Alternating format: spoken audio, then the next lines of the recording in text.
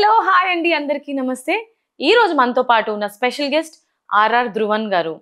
So ఎన్నో సినిమాలకి music direction చేశారు అండ్ అలాగే పాటలు రాశారు, కొన్ని సినిమాలకి పాడారు కూడా. మరి ఇటీవల కాలంలో బాపు సినిమా కూడా మంచి మ్యూజిక్ డైరెక్షన్ వహించారు. మరి ఇంకెందుకు లేట్, ఈ సినిమా గురించి అండ్ ఆయన గురించి మరిన్ని విషయాలు తెలుసుకుందాం. Hi Dhruvan garu, how are you? Hi అండి, I am good. How are you? నేను కూడా చాలా బాగున్నాను అండ్ మిమ్మల్ని చూసిన తర్వాత ఇంకా హ్యాపీగా ఉన్నాను. ఎనీవేస్ హార్టీ కంగ్రాచులేషన్స్, బాపు సినిమాతో మా అందరు ముందుకు వస్తున్నారు మ్యూజిక్ డైరెక్టర్గా. మళ్ళీ ఒకసారి మీ మ్యూజిక్ మేము వినగలుగుతాము ఇప్పుడు బాపు సినిమాలో కూడా. అండ్ ఫస్ట్ ఆఫ్ ఆల్ మీ గురించి చాలా మందికి తెలియచ్చు, కొంతమందికి తెలియకపోవచ్చు. ఫస్ట్ ఆఫ్ ఆల్ మీరు ఇండస్ట్రీకి ఏ ఇయర్లో వచ్చారో తెలుసుకోవచ్చా? నేను 2007-8 ఆ టైంలో రియాలిటీ షోస్ అన్ని, అప్పుడు పాపులర్ రియాలిటీ షోస్ సరిగమప, పాడాలని ఉంది బాలు గారిది, అలానే సై సింగర్స్ ఛాలెంజ్ అని ఒకటి టీవీలో. సో ఇవన్నీ పార్టిసిపేట్ చేస్తూ అన్నిట్లో ఫైనల్ 4, ఫైనల్ 5 ఫైనలిస్ట్ లా వచ్చాను. సో ఆ టైంలోనే వినాయకుడు అనే మూవీలో మంచి సాంగ్ పాడాను. అప్పుడు 2008 ఆ టైంలో వచ్చాను, ఎంట్రీ అయితే అప్పుడు ఇచ్చాను. అప్పుడు ఆల్మోస్ట్ లైక్ 20-25 ఫిల్మ్స్ పాడి then again I went to US for masters అనమాట. ఒక 2 years మాస్టర్స్ చేసి ఒక 6 months అక్కడ జాబ్ చేసిన తర్వాత మళ్ళీ 2012లో రీ ఎంట్రీ ఇచ్చి ఇంకా అక్కడి నుంచి ఇప్పుడు ఆల్మోస్ట్ 10-12 years అయిపోయింది. అంటే ఇప్పుడు మీ పేరు ఆర్ఆర్ ధ్రువన్ అని ఉంది కదా, మాకు చిన్న డౌట్ ఏంటంటే ఇప్పుడు ఎంఎం కీరవాణి గారు లాగా మీరు ఏమైనా ఆర్ఆర్ ధ్రువన్ అని అలా ఏమైనా సెంటిమెంట్ తో పెట్టుకున్నారా? ఏం లేదండి, ఆర్ఆర్ అంటే రఘురామ్ అండి. నాకు ఒరిజినల్ నేమ్ రఘురామ్. రఘురామ్ గా నేను చాలా మందికి సింగర్ గా తెలుసు, రియాలిటీ షోస్ అవన్నీ పాడుతున్నప్పటి నుంచి నన్ను ఫాలో అయిన వాళ్ళకి తెలుస్తుంది రఘురామ్ అంటే. అండ్ అలానే సోలో బతికే సో బెటర్ అనే ఫిలిం ద్వారా లిరిక్ రైటర్ గా కూడా ఫస్ట్ టైం ఒక సక్సెస్ వచ్చింది నాకు, రఘురామ్ లిరిక్ రైటర్ గా. సో నన్ను అక్కడి నుంచి ఇప్పుడు ఓజీ, హంగ్రీ చీటా అండ్ సంక్రాంతికి వస్తున్నాం దాకా, లల్లయ్యరే సాంగ్ దాకా ఆల్మోస్ట్ ఒక 20-25 సాంగ్స్, మంచి పాపులర్ సాంగ్స్ అన్ని నేను రఘురామ్ అనే పేరులోనే ఉంటుంది. నాకేంటంటే 2014లో మల్లిగాడ్ మ్యారేజ్ బ్యూరో అని చేశానండి శ్రీకాంత్ గారు. తర్వాత నెక్స్ట్ 6 years లో till 2020 hardly I did like 2 films or 3 films. So ఆ జర్నీ అంతా కూడా నేను సింగర్ గా ఎక్కువగా నా జర్నీ ఉండింది ఆ 6 years లో. లైక్ ఎక్కువ తమనన్నకి నేను పాడుతూ ఉండేవాడిని, షోస్ ఎక్కువ చేసేవాళ్ళం. అండ్ భీమ్స్ అన్నతో నక్షత్రం, తర్వాత గరుడ వేగాలో డియో సాంగ్ పాడిచ్చారు ఆయన. తర్వాత పేపర్ బాయ్ అనే ఫిల్మ్ లో 3 songs పాడా, ఇంక్లూడింగ్ డియో సాంగ్ మీరే పాడారా? పాడాను, గీతా మాధురి నేను పాడా. సో ఇప్పుడు ఈ జర్నీ అంతా రఘురామ్ అనే తెలుసు అండి అందరికి. సో 2020లో మైల్స్ ఆఫ్ లవ్ అనే ఫిలిం ఆఫర్ వచ్చింది. సో ఎలాగో 6 years లో 2 films 3 films కదా చేసాము. ఇప్పుడు లిరిక్ రైటర్ గా మంచి ఫ్లో ఉంది అండ్ సింగర్ గా కూడా మనకి జర్నీ ఉంది రఘురామ్ అనే పేరులో అని. ఓకే, నేను సరదాగా ఆర్ఆర్ ధ్రువన్ అని అట్లా స్టార్ట్ చేశాను. లక్కీగా ఏంటంటే మైల్స్ ఆఫ్ లవ్ లో తెలియదే తెలియదు అనే సాంగ్ సిడ్ శ్రీరామ్ గారు పాడింది, ఇప్పుడు 60 millions అది. So it became instant hit అయింది అది తెలియదే సాంగ్. అండ్ అక్కడి నుంచి ఐ గాట్ లంబసింగి, కళ్యాణ్ కృష్ణ గారిది ఆయన ప్రొడ్యూస్ చేసిన లంబసింగి అనే ఫిలిం కి ఆఫర్ వచ్చింది. నేను అక్కడి నుంచి ఒక్కటొక్కటి అలా ఫాలో, క్రేజీ ఫెలో అని ఆది సాయి కుమార్ గారిది, దెన్ రోటీ కబ్డా రొమాన్స్, ఉషా పరిణయం, విజయ్ భాస్కర్, తంత్ర. సో ఇలా that journey also never stopped అండి. అంతకు ముందు ఆ పేరు నేను రఘురామన్ చేసినప్పుడు మేబీ లైక్ అంటే పేరు మార్చుకున్నాను ఫిలిమ్స్ వచ్చానట్లేదు. పేరు ఎందుకు మార్చుకున్నా అంటే ఎక్కువ కన్ఫ్యూజన్ ఉండకూడదు, లిరిక్ రైటర్ అనుకుంటారేమో. సో ఎలాగో నా పేరు ఉంది కదండి అందులో, రఘురామే కదా ఆర్ఆర్. అంతకు ముందు ఎప్పుడు మీకు ఐడియా రాలేదా? అది ముందు నన్ను చాలా మంది నా క్లోజ్ ఫ్రెండ్స్ సింగర్స్ అందరూ, లైక్ ఇప్పుడు అందరు పాపులర్ సింగర్స్ లో చాలా మంది చెప్తూ ఉండేవాళ్ళు, why don't you try on a new name, because you're into multiple crafts కదా, అది ఎక్స్క్లూజివిటీ ఉంటది కదా నువ్వు కొత్త నేమ్ తో చేస్తే అన్నట్టుగా చాలా మంది అన్నారు. నేను ఎప్పుడు సీరియస్ తీసుకోలేదు. బట్ వెన్ ఇప్పుడు రఘురామ్ అనే పేరులో సోలో బ్రతికే సో బెటర్ లో 2 songs హిట్ వచ్చేసేసరికి, అంటే అవి కూడా మామూలు హిట్స్ కావండి. నో పెళ్లి సాంగ్ కానీ, హే ఇది నేనేనా సాంగ్ కానీ, ఇప్పటికీ FM లో హే నేనేనా సాంగ్ వస్తూనే ఉంటుంది. ఎంతో మంది నాకు పెడతా ఉంటారు, రికార్డ్ చేసి మెసేజెస్ పెడతారు. సో అలాంటి హిట్ వచ్చేసేసరికి ఎందుకు మనకి అది తెలియకుండా సేఫ్ సైడ్ గా మనం ఎందుకైనా మంచిది వేరే నేమ్ తో చేయడం బెటర్ ఏమో. ఓకే యూనో ఒకవేళ ఇది ఎటు వెళ్ళపోయినా ఈ జర్నీ మళ్ళీ పీపుల్ వోంట్ జడ్జ్ మీ, నా జర్నీ లైక్ లిరిక్ కి సింగింగ్ కి ఇట్లా వెళ్ళిపోతుంది అని ఒక ఉద్దేశం పెట్టా. బట్ లక్కీగా క్లిక్ అయింది, మంచి సక్సెస్ కూడా అందుకుంటున్నారు. ఇప్పుడు దాకా అయితే మంచి ఫిలిమ్స్ చేస్తున్నాం, ఫర్దర్ గా కూడా మంచి లైనప్ ఉంది. రైట్. సో మీరు రియాలిటీ షోస్ చేసినప్పుడు అంటే మీతో పాటు జర్నీ చేసినటువంటి బ్యాచ్ ఎవరైతే ఉన్నారో సింగర్స్, ఇప్పుడు ఎవరు ఉన్నారు వాళ్ళు? ఇప్పుడు నేను మీకు చెప్పా కదా ఇందాక సై సింగర్స్ ఛాలెంజ్ అని, దాంట్లో టాప్ 4 శ్రీరామచంద్ర మన Indian idol, then Geetha Madhuri and Krishna Chaitanya అని ఇప్పుడు ఇన్ఫ్యూజన్ బ్యాండ్ లో తను బాగా పాపులర్ లీడ్ సింగర్ తను. సో వీళ్ళే అండి ఇప్పుడున్న ఇండస్ట్రీ. అట్లనే సరిగమప వీటిలో అంతా శ్రీకృష్ణ అన్న singer, PVNS Rohit, Anudeep committee కుర్రాళ్ళతో మ్యూజిక్ చేసాడు. సో రేవంత్, వీళ్ళంతా ఒక బ్యాచ్. దెన్ పాడాలనుంది నుంచి వచ్చిన సింగర్స్ కూడా చాలా మంది దే ఆర్ ఆల్ అంటే ఎక్కువ వీళ్ళు క్లాసికల్ మ్యూజిషియన్స్. ఇప్పుడు అంటే సిటీలో ఉన్న టాప్ క్లాసికల్ మ్యూజిషియన్స్ కూడా అక్కడే ఉన్నారండి. అంటే లైక్ ఆ బ్యాచ్ నుంచి వచ్చిన వాళ్ళందరూ ఉన్నాం. రైట్. ఇండస్ట్రీ అనగానే చాలా మందికి యాక్టర్ అవ్వాలి అన్న ఇంటెన్షన్ ఉంటుంది, బట్ మీకు మ్యూజిక్ డైరెక్టర్ అవ్వాలి అని ఎందుకు అనిపించింది? ఎవరైనా ఇన్స్పిరేషన్ మీకు? నాకేం అంటే నాకు చిన్నప్పటి నుంచి ఒక ట్యూన్స్ చేయడం, దానికి ఏదో ర్యాండమ్ లిరిక్స్ నేనే రాసుకోవడం, అది స్వతహా. అంటే మా మదర్ పోయట్రీ రాసేవారు. సో తన నుంచి నాకు ఎంతో కొంత అట్లా ఐ థింక్ సో అది లైక్ తన జీన్స్ లో మేబీ లైక్ ఆ రైటింగ్ ఉంది కాబట్టి నాకు అది ఇన్బిల్ట్ గా వచ్చింది. బట్ నేను ఎప్పుడు డ్రీమ్ చేయలేదు లిరిక్ రైటర్ అయిపోతాను, ఇట్లా సక్సెస్ చూస్తాను లిరిక్స్ లో అని నేను అనుకోలేదు. నేను సింగర్ ఫస్ట్ నుంచి. అంటే నేను పాడేవాడిని, like I got trained with proper gurus like Ramachari సార్తో లైట్ మ్యూజిక్ అండ్ వైజర్ బాలసుబ్రహ్మణ్యం గారి దగ్గర క్లాసికల్ మ్యూజిక్, అంటే చాలా పాపులర్ గురూస్ అనమాట. సో వీళ్ళతో ఒక 2-3 years నేను నేర్చుకున్నదంతా లైక్ ఒక సింగర్ గా నాకు చాలా హెల్ప్ అయింది అనమాట, ఎంట్రీ ఇచ్చింది ఫస్ట్ ఇండస్ట్రీకి. అండ్ దెన్ ఆ క్రమంలో నాకు పెద్ద మ్యూజిక్ డైరెక్టర్స్ తో పనిచేసే ఛాన్స్ వచ్చింది సింగర్ గా వెళ్ళి. సో అప్పుడు నేను ఎట్లా అంటే ఇప్పుడు అందరు సింగర్స్ మేబీ వాళ్ళకి సాంగ్ ఆ రోజు ఇచ్చింది పాడేసి వచ్చేయాలి అలా ఉండొచ్చేమో మైండ్. నాకు మాత్రం ఎప్పుడు వీళ్ళ వర్క్ ఎలా చేస్తున్నారు, how they are dedicated to their work, ఇవన్నీ ఎక్కువ చూసే మైండ్ స్టేట్ ఆఫ్ మైండ్ నుంచి నా జర్నీ అలా. ఎందుకంటే నాకు ఎప్పుడు ట్యూన్స్ చేయడం, కంపోజింగ్ మీద ఒక ఇంట్రెస్ట్. సో ఒక ట్యూన్ చేసేస్తే అక్కడతో అయిపోదు కదా, లైక్ దానికి కావాల్సిన ఆర్కెస్ట్రేషన్, దానికి కావాల్సిన సౌండింగ్, దాన్ని ఎలా అసలు ప్రజెంట్ చేయాలి, ఒక మూవీలో దాన్ని ఎలా ప్లేస్మెంట్ చేయాలి. సో ఇవన్నీ మనం టాప్ మ్యూజిక్ డైరెక్టర్స్ దగ్గర పనిచేసినప్పుడు ఆ అనుభవంలో వాళ్ళతో ఒక సుదీర్ఘ ప్రయాణం ఉంటే అక్కడ మనకు తెలుస్తుంది. మీరు సింగింగ్ ఏమైనా క్లాసెస్కి వెళ్ళే వాళ్ళ?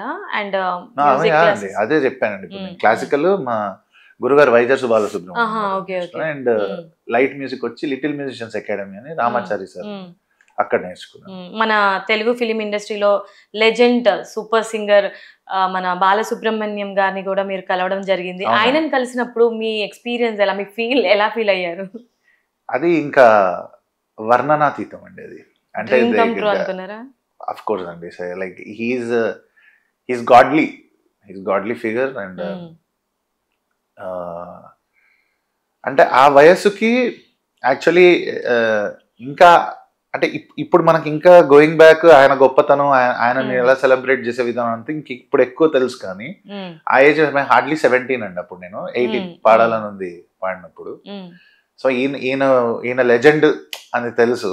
సో బట్ ఇంకా కూడా ఆయన చేసిన బాడీ ఆఫ్ వర్క్, ఆయన పాడిన గొప్ప పాటలు, ఆయన లైక్ ఎలా ఆయన లైఫ్ అంతా మ్యూజిక్ ఎలా డెడికేటెడ్ గా ఉన్నారు అనేది ఇంకా ఆయనతో ఫస్ట్ కలిసిన తర్వాత అక్కడి నుంచి ఈ ప్రయాణం అంతా ఇప్పుడు when we go back and see his work మనకు అర్థమవుతుంది ఆయన వన్ ఆఫ్ హిస్ కైండ్. ఆయనలా మళ్ళీ ఎవరు లేరు, ఉండబోరు అలాంటి ఒక వ్యక్తి. సో అది చాలా అదృష్టం. అండ్ ఇందులో ఉన్న ఒక యూనిక్ అదృష్టం ఏంటంటే నాకు ఇప్పుడు రీసెంట్ గా కథా కమామిషు అని ఒక సినిమా నాది ఆహాలో రిలీజ్ అయిందండి. So I was fortunate enough, నాకు అందులో బాలు గారు పాడారండి అండ్ సిరివెన్నెల గారు సాంగ్ రాశారండి. సో కోవిడ్ కి ముందు రికార్డ్ చేశాను సాంగ్. ఓకే, ఆ ఫిలిం డిలే అవుతూ finally the film got released in this year. ఆహా, Jan 2 కి రిలీజ్ అయింది. ఓకే, అండ్ ఇప్పుడు ఈ సాంగ్స్ కూడా మనకి ఐ డ్రీమ్ లో ఉన్నాయండి. సో బాలు గారితో నా మ్యూజిక్ లో ఆయనతో పాడించుకునే అరుదైన అదృష్టం ఈ జనరేషన్ ఆఫ్ కంపోజర్స్ లో దక్కిన ఒక కంపోజర్ నేను. సో ఐఎమ్ వెరీ ఫార్చునేట్ అంట నేను. అదే నాకు బ్లెస్సింగ్, అదే నాకు ఒక విజయం. ఓకే, సో బాపు సినిమాకి మీరు మ్యూజిక్ డైరెక్షన్ వహించారు కదా, సో చాలా అదృష్టంగా భావిస్తున్నాను అని మీరు అన్నారు. ఎందుకు మీకు ఇది ఈ మూవీ అనేది చాలా స్పెషల్? బాపు సినిమా, బాపు అనేది ఏంటంటే అంటే ఒక వెరీ రూటెడ్ సబ్జెక్ట్ అండి. అంటే లైక్ ఇందులో ఎట్లా అంటే ఒక రైతు పడే కష్టం, వాళ్ళ కుటుంబం పడే ఒక సిచ్యువేషన్, రియల్ టైమ్ సిచ్యువేషన్, అంత ఒక డిఫికల్ట్ సిచ్యువేషన్ వాళ్ళు ఫేస్ చేసినప్పుడు వాళ్ళ కుటుంబంలో ఏం జరిగింది, ఎలా దాన్ని వాళ్ళు రిజాల్వ్ చేశారు. సో ఈ ప్లే అంతా ఎలా ఉంటదంటే అండి, ఇప్పుడు మనకి ఎవరు యాక్ట్ చేసినట్టు ఉండదు. ఆ పర్ఫార్మెన్సెస్ కానీ బ్రహ్మాజీ గారు కానీ ఆమని గారు కానీ they are legendary actors.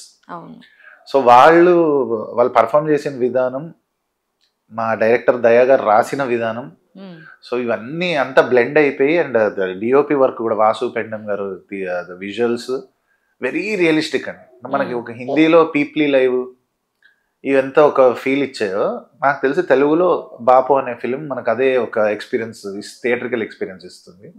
So ఇప్పుడు ఎప్పుడైనా ఇలాంటి ఒక సబ్జెక్ట్ వచ్చినప్పుడు మ్యూజిక్ డైరెక్టర్కి ఎక్కువ స్కోప్ ఉంటుంది.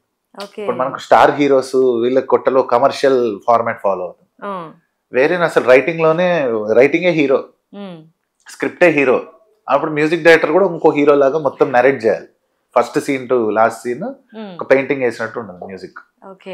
సో అది నాకు బాపు ద్వారా లభించింది. సో నేను అందుకని Bapu very special film in my career. Okay, so మీరు మ్యూజిక్ డైరెక్టర్ అండ్ అలాగే singer and lyric writer. So ఈ మూడిట్లో మీకు ఏది నచ్చుతుంది ఎక్కువగా, స్పెషల్ అని మీరు ఏది అనుకుంటారు? ఎక్కువ ప్రిఫరెన్స్ దేనికి ఇస్తారు?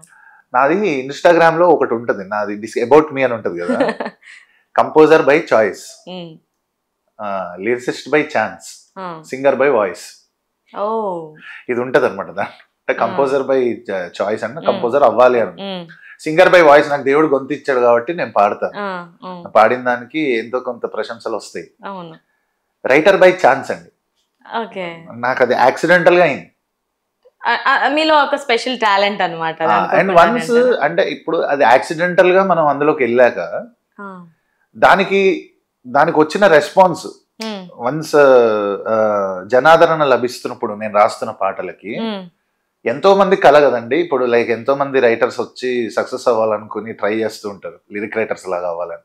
సో వాళ్ళందరినీ కూడా దాటేసి నాకు ఫస్ట్ నేను ఏ ప్రయత్నం చేయకుండా నాకు ఒకటి దేవుడు ఇచ్చినప్పుడు దాన్ని నేను ఎలా రెస్పెక్ట్ చేసుకోవాలో అనే ఒక ప్రాసెస్ లో లిరిక్ రైటింగ్ కూడా నాకు ఒక పార్ట్ ఆఫ్ మై జర్నీ అయిపోయిందండి ఇప్పుడు. అండ్ అది నాకు ఎక్కడంటే నా మ్యూజిక్ కి కూడా అది హెల్ప్ అవుతుంది. లైక్ నేను ఎదుటి వాళ్ళు అంటే నేను వేరే లిరిక్ రైటర్స్ అందరితో నేను జర్నీ చేస్తున్నప్పుడు వాళ్ళకి నాతో ఒక వెరీ ఎంజాయబుల్ జర్నీ ఉంటుందండి. బికాజ్ నేను ఆల్రెడీ రైటర్ కాబట్టి వాళ్ళతో లిరిక్స్ తీసుకునే క్రమంలో ఇట్ ఈస్ అ మ్యూచువల్ గా ఓ జర్నీ, మంచి సాంగ్ చేసుకునేందుకు వెరీ అంటే దోహదపడుతుంది. ఓకే, సో మన ఇండస్ట్రీలో లిరిక్స్ ని రాసి ఆ లిరిక్స్ కి కంపోజ్ చేసి అండ్ పాటని పాడిన వ్యక్తి ఎంఎం కీరవాణి గారు. ఆ తర్వాత ఆర్ఆర్ ధ్రువన్ గారు అనే చెప్పుకోవచ్చా? ఎందుకంటే దేవిశ్రీ ప్రసాద్ గారు ఉన్నారు కదండి.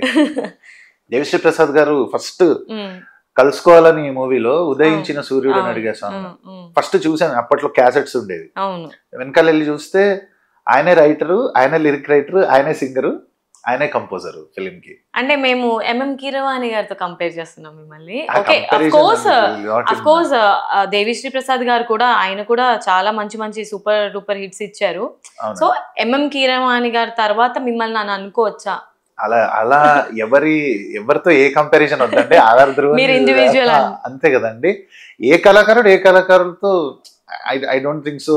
కంపారిజన్ ఎవరు ఇష్టపడరు, ఎవరు దాన్ని ఇద్దన్నారు. But you can relatable journey మీది ఎవరిది అంటే, మీరు ఇండస్ట్రీకి వచ్చి ఒక కంపోజర్ గా ఎస్టాబ్లిష్ అవ్వాలనుకుంటున్నారు, మీరు ఎవరితో రిలేటబుల్ గా మీకు ఎవరు రిలేటబుల్ ఫిగర్ అంటే I will say definitely MM Keeravani sir. Because he came like, ఆయన సింగర్, ఆయన చాలా చాలా మంది ఇప్పుడు చక్రవర్తి గారు లాంటి కంపోజర్స్ తో చాలా వర్క్ చేశారు ఆయన.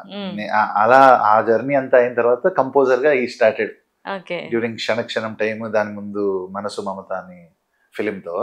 సో అక్కడి నుంచి చూసుకుంటే ఆయనకి లిరిక్ మీద అంతే గ్రిప్, ఆయన అద్భుతంగా పాడతారు. అండ్ కంపోజింగ్ కూడా మనం చెప్పక్కర్లేండి. సో ఆల్రెడీ ఆస్కర్ దాకా ఆయన జర్నీ అందరికీ తెలుసు. సో ఈజ్ ఐడల్స్ అంటారు కదా మనకంటే, ఆయన తర్వాత ఇంకా ఎవరు లేరు అన్నట్టు. ఓకే, సో ఇప్పుడు బాపు సినిమాలో మీకు నచ్చిన పాట ఏంటి? ఆ పాటని ఇప్పుడు మీ ఫ్యాన్స్ కోసం మీరు పాడాలి. సో బాపు మూవీలో అన్ని సాంగ్స్ ఇష్టమే అండి నాకు, బికాజ్ అన్ని నేనే చేశాను. అదే ఇప్పుడు నా నెక్స్ట్ అదే చెప్దాం అనుకున్నాను, మీరే చేశారు కాబట్టి అన్ని ఇష్టమే. సో ఇందులో అల్లో నేరేడల్లో పిల్ల అనే సాంగ్ ఉందండి, అది నేనే రాశాను కూడా. ఓకే, సో రామ్ మిరియాల గారు పాడారు సాంగ్. సో అది నాకు ఫేవరెట్ ఒకసారి. అండ్ ఈక్వల్లీ ఇంకో సాంగ్ కూడా ఉందండి, కంగారే పడకురా అనే సాంగ్ ఉందండి. అది ఫిలాసఫికల్ గా ఒక హై, ఇది లవ్ సాంగ్. సో ఇది అల్లో నేరేడల్లో అనేది నేను పర్సనల్ గా నాకు నచ్చి, అంటే బేసిక్ గా ఇదంతా ఒక మట్టిలోంచి వచ్చిన స్క్రిప్ట్. సో నా మ్యూజిక్ కూడా ఆ ఫోక్ ఫ్లేవర్ అనేది ఉండాలి. సో నేను ఆ స్పేస్ అనేది నేను ఫస్ట్ టైం చేశాను. ఎందుకంటే నేను రెగ్యులర్ గా నేను చేస్తున్న ఫిల్మ్స్ లో commercial format or love stories అదంతా ఒక జోన్ లో ఉంటుంది. ఇక్కడ ఏంటంటే ఇట్స్ వెరీ రూటెడ్ సబ్జెక్ట్ కాబట్టి మ్యూజిక్ దగ్గర కూడా చిన్న హోంవర్క్ చేశాను. సో ఐ థింక్ నేను చాలా అంటే కన్విన్సింగ్ గా చేశాను అని నాకు ఇప్పుడు మా ప్రీమియర్స్ అన్ని అయిపోయిన తర్వాత యునానిమస్ గా నా బ్యాక్గ్రౌండ్ స్కోర్ కి, నా సాంగ్స్ కి ఆ రివ్యూస్ వచ్చేయండి. ఇప్పుడు నేను కాన్ఫిడెంట్ గా చెప్పగలుగుతున్నాను, కాన్ఫిడెంట్ గా ఇప్పుడు ఈ సాంగ్ పాడుతున్నాను. సంకురాతిరేల ముగ్గేసినట్టు, సందేయేల పొద్దు రంగేసినట్టు, సందు చూసి ఏరు పొంగేసినట్టుందే, సందమామతోటి పెగ్గేసినట్టు, సల్లగాలి వచ్చి హగ్గిచ్చినట్టు, చెప్పలేని సిగ్గు మొగ్గేసినట్టుందే, గుండె పట్టి లాగినట్టు గుందే, తేనెటీగ కుట్టినట్టు గుందే, నువ్వు పక్కనుంటే పిల్ల చుట్టుపక్కలంతా జాతర లెక్కుందే, అల్లో నేరేడల్లో పిల్ల కల్లోకొచ్చిందిరో, తెల్లా తెల్లా వారే కల్లా దిల్లో దూరిందిరో. వండర్ఫుల్. యాక్చువల్ గా ఈ సాంగ్ చాలా సూపర్ హిట్ అయింది. అవునండి, రామ్ గారి వాయిస్ లో జనాలు ఓన్ చేసేసుకున్నారు. సో ఇంకా అన్ని రీల్స్ లో వాటిలో బాగా అవును ట్రెండింగ్ లోకి వెళ్తుంది. ఓకే, సో మీకు కళావేదిక ఎన్టీఆర్ అవార్డు కూడా మీరు అందుకున్నారు. ఏ సినిమాకి అందుకున్నారు? ఇది నేను తంత్ర మూవీకి అందుకున్నా అండి. అంటే బెస్ట్ అప్కమింగ్ మ్యూజిక్ డైరెక్టర్ గా ఇచ్చారు. సో తంత్ర అనే ఫిలిం వచ్చింది, అనన్య నాగల్, అది మన ఒక హారర్ ఫిలిం. ఓకే, సో ఎలా అనిపించింది? అంటే అప్కమింగ్ మ్యూజిక్ డైరెక్టర్స్ కి మాత్రమే ఈ కళావేదిక ఎన్టీఆర్ అవార్డు అనేది ప్రెజెంట్ చేస్తారా? అది అన్ని రంగాల్లో ఉందండి, అన్ని డిఫరెంట్ సెక్టర్స్ లో సెగ్మెంట్స్ లో ఉంది. బట్ నాకు అప్కమింగ్ మ్యూజిక్ డైరెక్టర్ సెగ్మెంట్ లో ఇచ్చారు. సో నేను ఫస్ట్ సర్ప్రైజ్, అంటే ఫస్ట్ అవార్డు నాకు అది స్పెషల్. రైట్. సో ఇప్పుడు వరకు మీరు ఎన్ని పాటలు పాడుంటారు? దాదాపుగా సింగర్ గా 50 సాంగ్స్ పాడుంటానండి. 50 సాంగ్స్ పాడారు. సో అందులో బాపు మూవీ పక్కన పెడితే మీకు చాలా కనెక్టింగ్ గా ఉన్న సాంగ్ ఏది ఇప్పటి వరకు మీరు పాడిన సాంగ్స్ లో, బాపు కాకుండా ఎప్పటికీ నేను మీకు గుర్తుండిపోయే సాంగ్? ఉషా పరిణయం అనే మూవీ చేశానండి, విజయభాస్కర్ సార్. అవును. అయితే ఆ ఫిలిం లో యాక్చువల్లీ ఆల్ ద 5 సాంగ్స్ నా వాయిస్ ఉంటుందండి. అంటే మేల్ సింగర్ గా నన్నే ఆయన ఎంచుకున్నారు. సో నేను వేరే సింగర్స్ తో వెళ్దాం సార్ అని నేను రికమెండ్ చేసిన, ఆయన బిలీవ్ చేశారు నా వాయిస్ లోనే బాగుంది, వాళ్ళ అబ్బాయే హీరో అందులో. సో ఒక ఫ్రెష్నెస్, ఒక ఫ్రెష్ ఫేస్ కి ఒక ఫ్రెష్ వాయిస్, అలా ఆ ప్యాటర్న్ వెళ్ళాము. సో అందులో నాకు అన్ని సాంగ్స్ ఇష్టము నేను పాడింది. సో అందులోనే ఒక సాంగ్ ఉంటుందండి, ఎదురుగా నువ్వుంటే అనే సాంగ్. సో అది అంటే అది ఎలా అంటే ఇప్పుడు నేను అన్నా కదండి, ఇప్పుడు ఇంత కలుసుకోవాలనిలో దేవి గారి చూసినప్పుడు లైక్ అన్ని 3 విభాగాల్లో ఆయన అంటే కంపోజింగ్, లిరిక్స్, సింగింగ్ ఆయనే చేసుకున్నట్టు. ఇప్పుడు మన్మధుడు మూవీ కూడా విజయ్ భాస్కర్ సార్ది. సో అందులో అందమైన భామలు ఈ సాంగ్ దేవి గారు అప్పుడు నేను ఫ్యాన్ బాయ్ మూమెంట్. అక్కడి నుంచి ఆల్మోస్ట్ ఒక 15 years తర్వాత నేను మ్యూజిక్ డైరెక్టర్ గా మళ్ళీ అదే డైరెక్టర్ తో విజయ్ భాస్కర్ సార్. సో ఈ జర్నీలో మళ్ళీ అక్కడ నేను సర్ప్రైజింగ్ గా మళ్ళీ ఈ 3 నేనే అంటే నేను ప్లాన్ చేసి కూడా కాకుండా అలా జరిగింది అనమాట. సో అలాంటి ఒక మూమెంట్, అది వావ్ మూమెంట్ కాబట్టి నాకు ఆ సాంగ్ స్పెషల్ అని చెప్తాను. నిజంగా గాడ్స్ గిఫ్టే మీ వాయిస్. అసలు మ్యూజిక్ లేకపోయినా కూడా బ్యాక్గ్రౌండ్ లో మీ వాయిస్ వింటుంటేనే హాయిగా అనిపిస్తుంది, పీస్ఫుల్ గా. ఎనీవేస్, అండ్ మీరు చదువుకున్న చదువుకి అసలు మీరు ఎంచుకున్న ప్రొఫెషన్ కి అసలు ఏ సంబంధం లేదు. అలా మరి ఫ్యామిలీ నుంచి మీకు ఎటువంటి సపోర్ట్ ఉంది? మా ఫ్యామిలీ అంటే మొత్తం అందరూ వైట్ కాలర్ జాబ్స్ అండి బేసిక్ గా. ఏంటంటే వెల్ ఎడ్యుకేటెడ్ ఫ్యామిలీ. మా సిస్టర్, నా own sister, she is an IITian, IIM passed out. So and she's అంటే మొత్తం మా కజిన్స్ అందరు తీసుకున్న ఎటు కూడా ఫిలిం ఇండస్ట్రీ నుంచి ఎవరు లేరు. అందరూ మంచి చదువుకుని వెల్ సెటిల్డ్, US లో అటు ఇటు డిఫరెంట్ ప్రొఫెషన్స్ లో వాళ్ళు చాలా మంచి పొజిషన్ లో ఉన్నారు. సో ఫిలిం ఇండస్ట్రీ అనగానే టక్కని మా ఫాదర్ వెరీ మిడిల్ క్లాస్, మా చాలా మిడిల్ క్లాస్ ఫ్యామిలీ. మా ఫాదర్ బ్యాంక్ ఎంప్లాయీ లాగా almost till is retirement, like 40 years service SBI లో చేశారు ఆయన. సో ఎట్లా అంటే ఒక చిన్న రిస్క్ ఫ్యాక్టర్ అనేది తీసుకోవాలంటే ఎప్పుడు కొంచెం కష్టమే ఇలాంటి ఫ్యామిలీలో. అండ్ నాకు అందుకనే నేను మ్యూజిక్ లోకి జర్నీ చేద్దాం అనుకున్నప్పుడు కూడా నన్ను హోల్డ్ చేసి మాస్టర్స్ పంపించారండి US కి. మాస్టర్స్ చేసి నువ్వు ఒకసారి ఆ సర్టిఫికెట్ మాస్టర్స్ డిగ్రీ తీసుకున్న తర్వాత నీ ఇష్టం అన్నారు. నాకు తర్వాత రియలైజ్ ఏంటి అంటే మాస్టర్స్ చేసేదే అంత కష్టపడి, మాస్టర్స్ జర్నీ అంతా చాలా కష్టం అండి స్టూడెంట్ గా. ఎందుకంటే మనమే అక్కడ మన ఆఫ్ క్యాంపస్ ఆర్ట్ జాబ్స్ అన్ని చేసుకుంటూ మన ఎడ్యుకేషన్ చేసుకోవాలి. కరెక్ట్ జాబ్ వచ్చినప్పుడు అంత రీపే అవుతుంది. సో నేనేంటంటే కరెక్ట్ ఒక 6 months జాబ్ చేశానండి లోన్ తీర్చుకునేదాకా. వచ్చేసారు రిటర్న్. ఇంకొన్ని రోజులు ఉంటే నాకు అప్పటికే ఆ పే చెక్స్ చూస్తుంటే రాబుద్ధి కావట్లేదు, ఇలాంటి ఒక సెకండ్ థాట్స్ వస్తున్నాయి.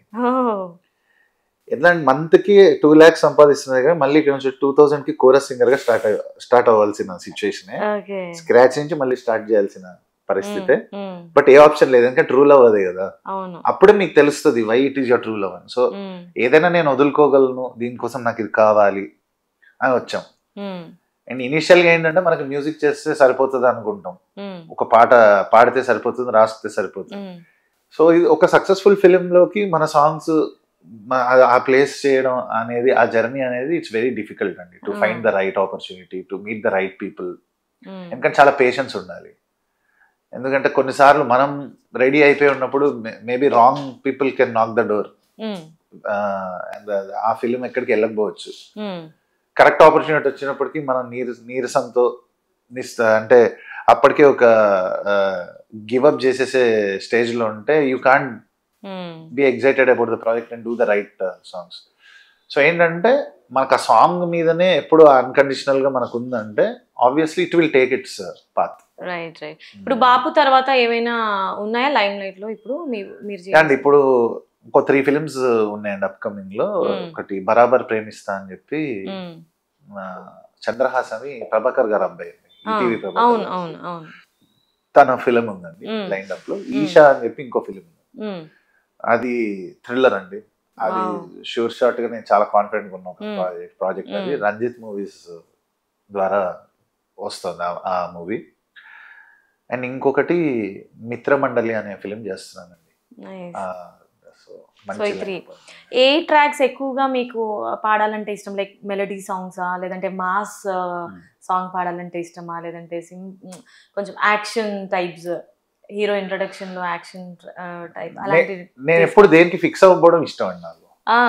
అంటే దీని ఇదే చేయగలను ఇదే ఇది అని కాదు. సో మీరు చూస్తే నా గ్రాఫ్ చూసిన మైల్స్ ఆఫ్ లవ్ దగ్గర నుంచి ఇప్పుడు తెలియదే తెలియదే అని సిడ్ శ్రీరామ్ గారు పాడింది. ఇట్ ఇస్ పాథోస్, ఒక పాథోహాలిక్ మెలోడీ అది. సో అది ఆ పెయిన్ వల్ల చాలా మంది కనెక్ట్ అయ్యారు దాంట్లో. ఓకే.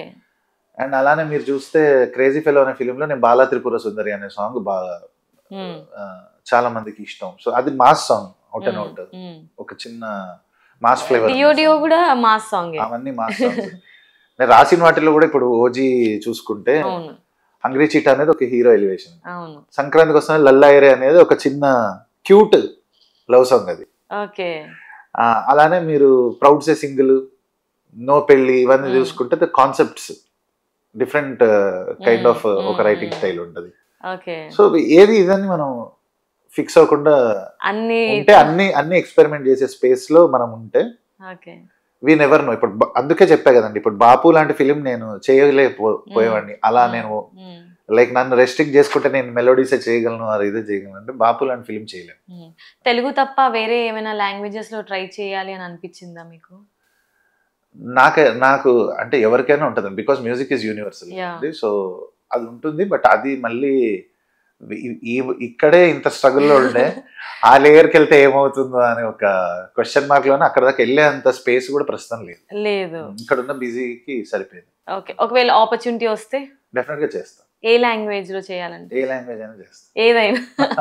ఎనీవేస్, సో ఎక్కువగా ఏ మ్యూజిక్ డైరెక్టర్ ని చూస్తే మీకు జెల్సీ అనిపిస్తుంది? జెల్సీ ఇన్ ద సెన్స్ ఇది గుడ్ వే లోనే తీసుకోండి. లైక్ ఆయన అంత ఎత్తుకు నేను ఎప్పుడు ఎదగాలి వావ్ అన్న ఇదిలో. అంటే అసలు ఈ యాంగిల్ ఎప్పుడు ఆలోచించలేదు. అంటే అసలు ఎప్పుడు అలాంటి యాంగిల్ ఎప్పుడు నేను ఆలోచించలేదు. ఎవరిని చూసినా ఇన్స్పిరేషన్ వస్తుంది. ఇప్పుడు ఫస్ట్ ఫిలిమే అవ్వచ్చండి ఎవరిదైనా. ఇప్పుడు ఆల్రెడీ ఇప్పుడు ఇళయరాజా గారు, ఏఆర్ రెహమాన్ గారు, ఇది కామన్ గా ఎవరైనా మ్యూజిషియన్స్ కి కానీ వాళ్ళకి వచ్చే ఇన్స్పిరేషన్ అక్కడి నుంచే వచ్చింది. ఎందుకంటే they are like library. Mani Sharma sir, ఇప్పుడు మా కరెంట్ అంటే మేము రియాలిటీ షోస్ లో పాడుతూ అక్కడి నుంచి వచ్చిన టైంలో దేవిశ్రీ ప్రసాద్ గారి సాంగ్స్, తమనన్న సాంగ్స్, తమనన్నతో అయితే ఎక్కువ ప్రత్యక్షంగా నేను దగ్గర ఉండి వర్క్ చేయడంలో ఆయన జర్నీ, ఆయన డిస్కోగ్రఫీ అంతా నేను దగ్గరుండి ఆకలింపు. ఎవరైనా అన్నారా మిమ్మల్ని కొంచెం చూడడానికి తమన్ గారిలా ఉన్నారని? మా కొన్ని ఫొటోస్ పోస్ట్ చేసినప్పుడు బ్రదర్స్ లాగా ఉన్నారని అన్నారా? రైట్. సో అంటే అది in a cute way. So ఇప్పుడు కొత్తగా ఎవరైనా ఒక ఫస్ట్ ఫిలిం లోనే చేసి వాళ్ళ సాంగ్ నచ్చినా నేను అది వింటాను లూప్ లో. విని నేను చూస్తాను ఎవరు చేశారు, and I draw inspiration. Jealousy అనే దాంతో మనకి ఏం రాదు కదా. ఇన్స్పిరేషన్ అయితే కనీసం ఇంకో పాట చేసుకోవచ్చు. అలా. రైట్. అంటే సింగర్ గా ఎవరిని ఇన్స్పిరేషన్ గా తీసుకుంటారు మీరు? రైటర్ గా ఎవరిని ఇన్స్పిరేషన్ తీసుకుంటారు? అండ్ అలాగే కంపోజర్ గా ఎవరిని ఇన్స్పిరేషన్ గా తీసుకుంటారు? ఒక 2 నేమ్స్ చెప్తా. చెప్పండి. సింగింగ్ లో శంకర్ మహాదేవన్ గారు ఇష్టం అండి నాకు. శంకర్ మహాదేవన్, ఓకే. ఆయన లుక్అప్ టు ఫిగర్. అండ్ కేకే అని ఒక సింగర్ ఉండే, రీసెంట్ గా ఆయన పాస్డ్ అవే అండి. So they are my inspirations. అంటే నాకు రిలేటబుల్ గా. అంటే ఇప్పుడు బాలు గారు ఇష్టమే, సోను నిగమ్ గారు ఇష్టం, ఇట్లా చాలా మంది ఉన్నారండి. బట్ వీళ్ళ స్టైల్ నాకు ఎక్కువ, నా సింగింగ్ కి నేను ఫాలో అయిన స్టైల్. లిరిక్స్ లో సిరివెన్నెల సీతారాం శాస్త్రి గారు అండి, ఆబ్వియస్లీ. ఆయన లెజెండ్, యూనివర్సల్ లెజెండ్ ఆయన. అండ్ మా జనరేషన్ ఆఫ్ రైటర్స్ లో రామ్ జోగేష్ శాస్త్రి గారు అంటే చాలా ఇష్టం. Nice, okay. ఆయన స్టైల్ ఇష్టం. లిరిసిస్ట్ అయిపోయింది, సింగర్ అయిపోయారు. ఇప్పుడు కంపోజర్స్ అంటే వన్ అండ్ ఓన్లీ ఇళయరాజా గారు. ఇళయరాజా గారు, ఓకే. సెకండ్ టైం కూడా లేదు నాకు ఇళయరాజా గారు మ్యూజిక్ అంటే అంత నా బ్లడ్ లోకి వెళ్ళిపోయింది. అది నా నర్వ్స్ లోకి ఇంజెక్ట్ అయిపోయిన మ్యూజిక్ అది. రైట్. సో ఫైనల్ గా బాపు సినిమాలో మీరు కంపోజ్ చేసిన ఈ మ్యూజిక్ కి మీకు ఎటువంటి రెస్పాన్స్ వచ్చింది ఇప్పటి వరకు? వెరీ పాజిటివ్ అండి, very very positive. And positive కన్నా ఎమోషనల్ అయ్యారండి అందరు. లైక్ మ్యూజిక్ కదిలిచ్చిందండి ఆ మ్యూజిక్. లైక్ యూనో ఇంద నేను చెప్పాను కంగారే పడకురా అనే సాంగ్ ఉంది. సో ఆ సాంగ్ లైక్ దానికి డిఫరెంట్ విభాగాల నుంచి, ఇండస్ట్రీ నుంచి కూడా నాకు కాల్స్ చేసి అప్రిషియేషన్ చేశారు. అంటే విలేకరులు చేశారు, క్యారెక్టర్ ఆర్టిస్ట్ కాల్ చేసి చెప్పారు. సో అది వెరీ స్పెషల్ గా అనిపించింది. So power star Pawan Kalyan గారి మూవీలో మీరు ఒక సాంగ్ రాశారు కదా ఓజీ ఫిలిం లో, ఒక్కసారి మన ఆడియన్స్ అందరి కోసం ఆ సాంగ్ మీ స్వరంతో వినాలని ఉంది. నెత్తురుకు మరిగిన హంగ్రి చీట, శత్రువును ఎంచితే మొదలు వేట, చూపుగాని విసిరితే ఓరకంట, డెత్ కోట కన్ఫర్మ్ అంట, ఎవ్వరికి అందదు అతని రేంజ్, రెప్ప తెరిచను రగిలే రివెంజ్, పవర్ అండ్ పొగర్ on the same page, fire storm లాంటి రేజ్. That was wonderful. అసలు మీ వాయిస్ లో ఏదో మ్యాజిక్ ఉంది ధ్రువన్ గారు, నాకు అర్థమైంది. Anyways thank you so much. And ఇలాంటి మంచి మంచి సాంగ్స్ మీరు కంపోజ్ చేయాలి అండ్ పాడాలి అండ్ రాయాలి కూడా అని మనస్ఫూర్తిగా కోరుకుంటూ wishing you all the very best. So thank you so much. Thank you.